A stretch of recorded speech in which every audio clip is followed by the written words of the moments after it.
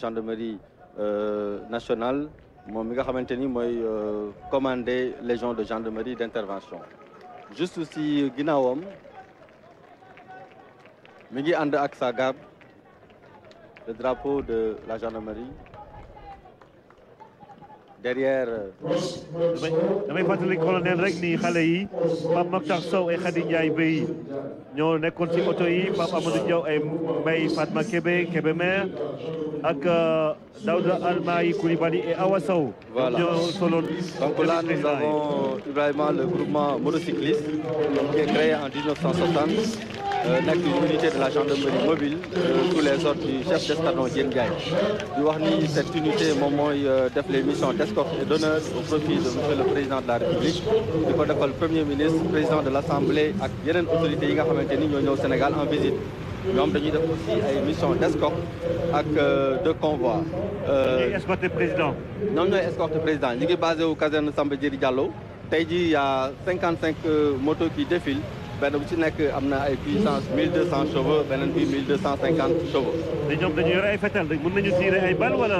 waaw loolu yëpp dañ koy jàngat la donc ils sont entraînés pour ça ils sont entraînés pour quand même intervenir lors de leur mission. Alors là on est en train de voir l'arrivée de la légion de gendarmerie d'intervention qui est commandée par le colonel Cheikh Faye nekk une unité de réserve générale. li nga xamante ni nag moom moo si am solo c'est de rappeler que la LGI a connu une réelle montée en puissance et compte aujourd'hui 16 escadrons sur un objectif de 18 escadrons articulés en 3 groupements de maintien de l'ordre qui sont réversibles en mode combat dont 3 unités blindées. Alors dans son évolution, voilà, la LGI est passée d'un escadron blindé à un groupement à 3 escadrons blindés équipés d'engins, de bastions, daguerres, Yalcine et de Cobra 2. Okay. L'unité est placée sous les ordres du capitaine Modou Baye Camara qui défile en double version aujourd'hui, en version maintien de l'ordre mais aussi en version défense opérationnelle du territoire. Le premier escadron Bidi Romboni, il défile en format maintien de l'ordre et défense opérationnelle du territoire avec des engins de type Daguerre et Cobra 2. Alors le Daguerre dafa nekk engin boo nga xamante ni français yi ñoo ko defar ñetti servant lay jël moom benn pilote benn chef d'engin ak benn tireur moom dañ ko defar exclusivement pour le maintien de l'ordre mu am autonomie 700 kilomètres ba pare ñu équipé ko ak lance cougar boo nga xamante ni dafay mën a tirer 12 grenades en même temps. xanaa ay blindé lañu auto yi waaw yëpp ay blindé la comme auto président yi. voilà ñoom ñëpp dañ leen di blindé. deuxième escadron bi nuyu Mamadou Moustapha Diallo ak Ramatoulaye Witon Sarr ñoo doon xale yi. voilà ci auto président yi aussi. voilà deuxième escadron bi mi ngi défilé en format maintien de l'ordre avec des engins blindés de type Yalcine nga xamante ni Turquie ñoo ko defar moom aussi capacité d'emport am 9 militaires lay def ci biir. am na autonomie de 700 kilomètres et nekk un engin boo nga xamante ni day jàll gee donc ndox mi bu baree ba 1 mètre mën na ko romb boo leen xoolee nii ñu jàll ñu ngi ko équipé benn arme lourde boo nga xamante ni 12-7 la mën na jël aussi yeneen type d'arme maintenant bu mujj bi nga xamante ni mooy 3e escadron bi moom mooy défilé ak engin yi gendarmerie mujjee jënd mooy le Cobra 2. waaw Cobra 2 bi ñoom ñi ngi défilé en défense opérationnelle du territoire mu nekk ay engins yoo nga xamante ni Turquie ñoo ko defar benn bu si nekk dafay jël lu mat 9 militaires mais seen puissance moo am doole benn bu si nekk am nga puissance 360 chevaux c'est des engins yoo nga xamante ni seen autonomie 700 kilomètres la mais li si am solo mooy engins yi bu amee tàkk-tàkk ñoom dañ koy détecter automatiquement fay ko automatiquement. ah oui. waaw donc dafa am système de détection et d'extinction automatique des incendies. ñoom si biir dëkk bi la ñuy yem wala mën nañu nekk si frontière yi wala dañuy nekk également si àll bi voilà au niveau boo xoolee les deux versions dañuy mën a nekk en maintien de l'ordre mais nga mun leen yóbbu aussi pour des opérations de combat. loolu mooy importance su engin blindé yi nga xamante ni moom la gendarmerie yore actuellement. ñi nga gis ni c'est les Cobra 2. ñoom dañuy dem ci àll bi bu leen dañuy def opération maintien de l'ordre déjà mooy li ma doon wax léegi ni ñoom ñooy fay bu amee tàkk-tàkk ci kaw tali bi mais boo ko bëggee da nga koy yóbbu ci àll bi mu nekk encore bokk ci li nga xamante ni mooy xeex bi aux côtés des armées. la légion gendarmerie d'intervention gis nañ léegi aussi ay Thomas yoo nga xamante ni jàll nañ fi mooy oto yi nga xamante ni ñoom ndox la ñuy génnee pour éloigner li nga xamante ni mooy manifestants yi ñoom bu ñu rombee nag li ci tegu mooy version portée bu LGI version portée bi ñoom dañ leen a dugal ci ay oto yoo nga xamante ni ay Iveco la ñu ay minibus ñoom li ñuy wax capitaine Aliou Mal moom moo nekk ci kanam mu nekk ay oto yoo nga xamante ni ay minibus la mais version 4x4 lay dawee waaw oto yooyu aussi on les a conçus exclusivement pour le maintien de l'ordre benn bu ci nekk mën nga jël lu mat fukki nit ak juróom-ñaar yoo nga xamante ni ku ci nekk day yore sa équipement complet donc mu nekk oto yu bees yoo nga xamante ni yu am solo la pour le maintien de l'ordre bu ci nekk aussi dañ koy monter li nga xamante ni mooy trappe de tir trappe de tir mooy permettre ñu mën a nekk ki nekk ci biir mën a lancer ay grenades pour mën a tenir à distance bu fekkente ni dafa am ay manifestants ñoom ñoo jàll nii ah. ñoom ñoo jàll léegi. ñooy nekk di jàll nii waaw ñoom ñoo nekk di jàll. si seen ginnaaw ñu ngi fi am li ñuy wax la section Sinofil moom la ñuy woowee Sinogroupe moom la ñu yàgg di tuddee Sinogroupe. mu nekk unité spéciale boo nga xamante ni ñu ngi bokk gendarmerie mobile. ki nekk si seen kanam tudd capitaine Pape Chrysogone Mendy. Sinogroupe nag seen particularité. boo xoolee ba léegi nii version portée bu LG yi moom mooy jàll. mooy oto yi ñu doon wax léegi. mu nekk oto yu am solo yoo nga xamante ni dañ ko équipé ci biir dafa lépp pour exclusivement transporter des éléments au maintien de l'ordre. donc mu nekk oto yu am solo di remercier autorités yi nga xamante ni ñoom ñooy accompagner équipement ak modernisation wu moyens d'intervention yi gendarmerie nationale amee. donc ñu ñëw léegi ci ki nga xamante ni moom la ñuy wax moom la ñuy tuddee. créé en 1979 déjà. mu nekk section Sinofil depuis 1979 ñu créé leen teg ko ci sous les ordres du capitaine Pape Chrysogone Mendy ñoom ñu yore ay xaj yu bari.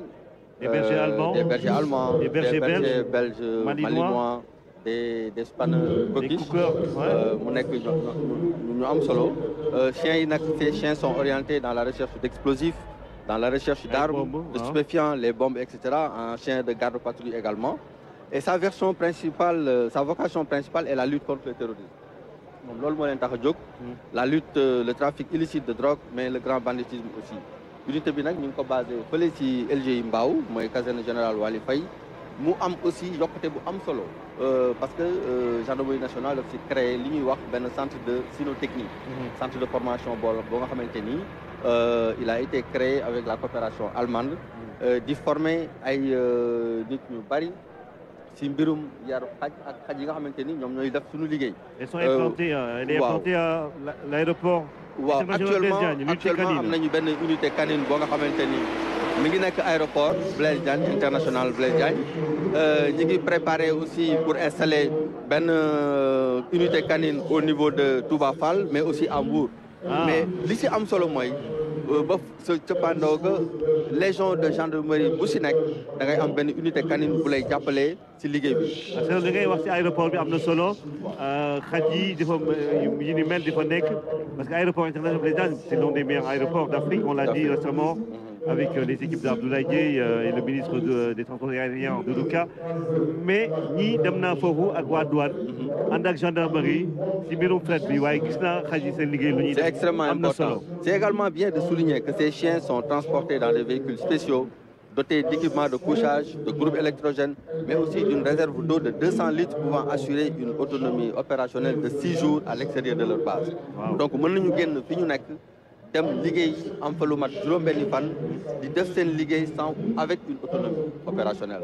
loolu dafa am solo pour que ñu souligner ko boo xoolee gis nga groupe électrogène yaa ngi noonu ci biir oto yi moom mooy oto yi nga xamante ni lépp li ñuy soxla mi ngi ci biir bu ñu génnee tey mën nañoo def juróom-benni fan ci biti te duñ soxla dara. ñii di ñëw nag ñooy section spéciale waaw xaj yu doy waar la c'est très important. Extrêmement important waaw kii ñu gis nii di ñëw moom mooy lieutenant Aïssatou Cissé Diagne moom moo nekk ci kaw section spéciale chargée de la protection de l'environnement muy unité spéciale bu am solo boo nga xamante ni thème ren bi li ñu ci wax mooy protection des ressources naturelles ñoom dañ ci jouer rôle bu am solo seen mission c'est de lutter contre toutes les formes d'agression de l'environnement, notamment l'extraction illicite de sable marin. Waaw ñu koy tàccu. Elle est diplômée jigéen la plongeur la day def plongée sous-marine nekk mécanicien am loolu taxawaay bu am solo ci section bi nga xamante ni moom la nekk ci kanamam. ñoom ñoo nekk ni di jàll ñoom dañuy liggéey ci lépp loo nga xamante ni mooy pollution marine bu terrestre pollution atmosphérique pêche à l'explosif boo xoolee aujourd'hui lépp loo nga xamante ni day dugg ci géej gi waaw actuellement nii il défile avec des vedettes d'intervention rapide de 300 et 600 chevaux qui sont longues de 7 et de 9 mètres pour l'action en fluvio-maritime mais aussi en milieu fluvio-maritime mais aussi la section dispose d'une équipe NRBC boo xoolee mooy ñi nga xamante ni ñoom ñooy intervenir ci lépp luy produit chimique produit NRBC composé de personnel chimiste, de physiciens aussi, qui interviennent particulièrement dans des zones contaminées ou présentant des risques ou menaces NRBC à l'image des sites clandestins d'orpaillage traditionnel. waaw lii am na solo lii moo leen di permettre ñu mën a intervenir ci zone bi nga xamante ni dañ ko contaminé wala yu mel noonu. moto yi ñoom ñoo ñuy permettre ñu mën a def la surveillance des plages moom la ñuy wax les quads. donc littoral bi yëpp moto yu mel nii lañ fa yore pour mën a def des patrouilles parce que suuf si dafay bari donc c'est pas adéquat ñu yóbbu fa ay oto donc loolu moo tax. ñu fa yóbbu yi. c'est 700 kilomètres de côte. voilà may profité aussi ci occasion bi di nuyu sunu naataango yi nga xamante ni waa Saint-Louis mais ak waa Gambie ñi nga xamante ni ñoo nekk Misega ay ñoom Touré ñoom Camara muy sunuy xarit yoo xamante ni sama ñoom xarit yeneen yi Arona Sarr ñi nekk Centrafrique ñi nekk Congo ñoom ñëpp ñu ngi leen nuyu ñi nekk Mali. donc c'est l'occasion vraiment pour di leen xalaat bu baax xam naa ne ñoom aussi ñu ngi ñuy seetaan di bëggee ak ñun ci li nga xamante ni mooy suñu fête nationale. ana waa drone yi borom drone yi. waaw drone yi nag ñoom ñoo nekk dañoo am Tafa drone waaw RTS mooy suñu droneur en chef. drone yi nag xaw na wuute kii unité bu bees la boo nga xamante ni dañ koy soog a teg. l'escadrille de drones d'appui de la gendarmerie est une nouvelle unité. De la Légion de gendarmerie de l'air et des transports aériens. Il est placé sous les ordres du capitaine Medoune Ndiaye. Elle est rattachée à la section aérienne de la gendarmerie nationale et est compétente sur toute l'étendue du territoire. Donc ñoom fépp ci Sénégal la ñu mën a dem. L'escadrille est composée d'une section technique et d'une section opérationnelle composée de personnel navigant, d'électroniciens, d'informaticiens, de transmetteurs, mais aussi de télépilotes. Elle a pour mission de soutenir les unités engagées au sol, non seulement dans la recherche du renseignement, mais aussi dans l'appui feu, notamment dans la saturation en grenade des zones tenues par les manifestants à partir de la 3e dimension.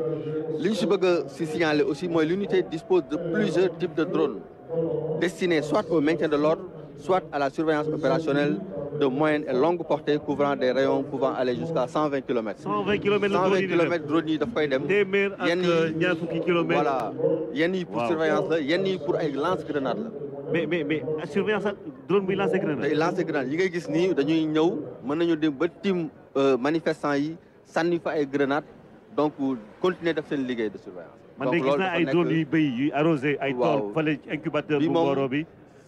ak professeur Aïssatou Sow Sall.